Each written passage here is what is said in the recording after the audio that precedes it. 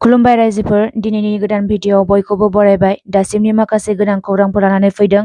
नोंथांमोना भिडिअखौ जोबजासिम नायलांदो। दिनैनि सेथि खौरां होनो आखायाव लादों।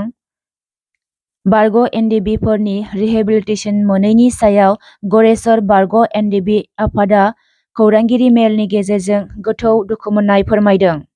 थांनाय साननैसो आगोलाव थालांनाय माखासे बारग' एनडिबिफोरनि मोननो गोनां रिहेबिलिटेसननि फाइनेल लिस्टआव गोबांथार बारग' एनडिबिफोरनि मुंखौ नुनो मोनाखै आरो बेफोर मानो बेबादि थालांनाय जाबावखो होननानै खौरांगिरि मेलनि गेजेरजों सोंथि खालामदों।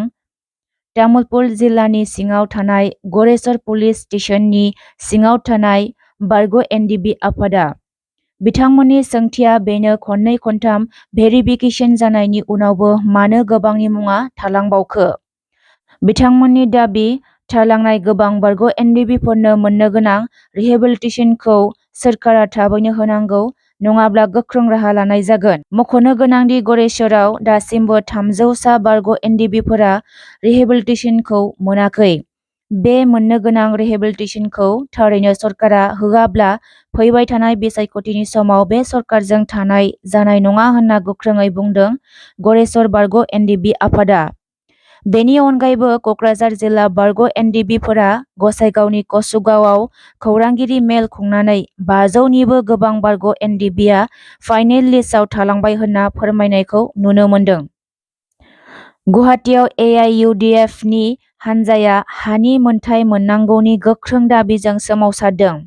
मख'नो गोनांदि गुवाहाटीआव राजालामायाव दुंहाव थासारि खालामदों एआइइउडिएफ हानजाया। बे सोमावसारनायाव एमएलए राकिबुल इस्लाम आरो आशराफुल हुसैना बाहागो लानानै आसाम सरकार बिजेपि सरकारनि हेंथायै गोख्रोङै बाथ्रा बुंनायखौ नुनो मोन्दों।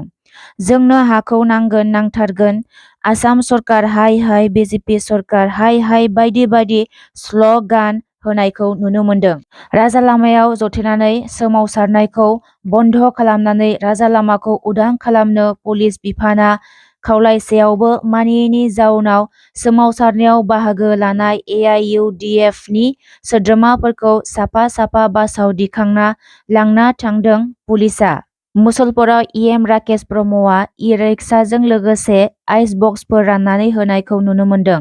बिटिआरआव ना फालांगि मावनानै जाग्रा सुबुंफोरनो फिसारि डिपार्टमेन्टनिफ्राय गंफा गंफा इ-रिक्साजों लोगोसे आइस बक्स राननानै होदों इएम राकेश ब्रह्मआ।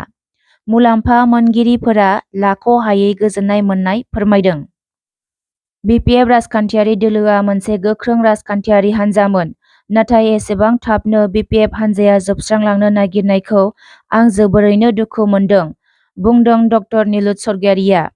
जेब्लानिफ्राय इउपिपिएल राजखान्थियारि हान्जाया गोख्रों जाबोदों, अब्लानिफ्राय बिपिएफ राजखान्थियारि हान्जाया जोबस्रांलांनायनि लामायाव थांगासिनो दं।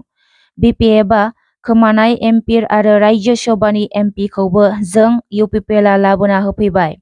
बिपिएफ दोलोनि सेन्ट्रेल लेभेलनिफ्राय जाय गोख्रों दैदेनगिरिफोरा रिजाइन होबाय, बिथांमोनखौ इउपिपिएल दोलोआव हाबनानै खामानि मावनो खावलायहरदों ड निलुत सर्गियारिआ।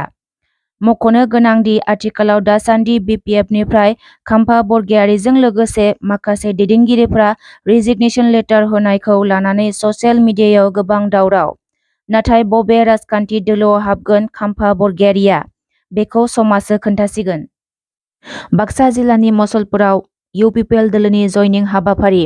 मोनथिनाय बादिब्ला मैया बाक्सा जिल्लानि मुसलपुराव गिदिर मोनसे जयनिं हाबाफारि जानानै थाङो आरो बे जयनिं हाबाफारियाव बिपिएफ हान्जानिफ्राय गासै 100निबो गोबां सुबुंफोरा इउपिपिएल दोलोआव जयनिं जादों होनना मिथिनाय जादों। उत्तर प्रदेशआव गंनै मुवा रोगाग्रा रेलगारिनि गेजेराव गिख्रंथावै सौग्रावलायनाय जाथाय।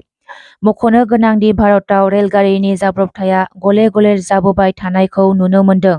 इउपिनि फातेहपुर जिल्लायाव थांनाय 4 फेब्रुआरिनि फुंनि 4:30 रिंगायाव गंनै मुवा रोगाग्रा रेलगारिनि गेजेराव गिख्रंथावै सौग्रावलायनाय जाथाया थारैनो भारतआव गिखांनाय थासारि सोमजिहोदों।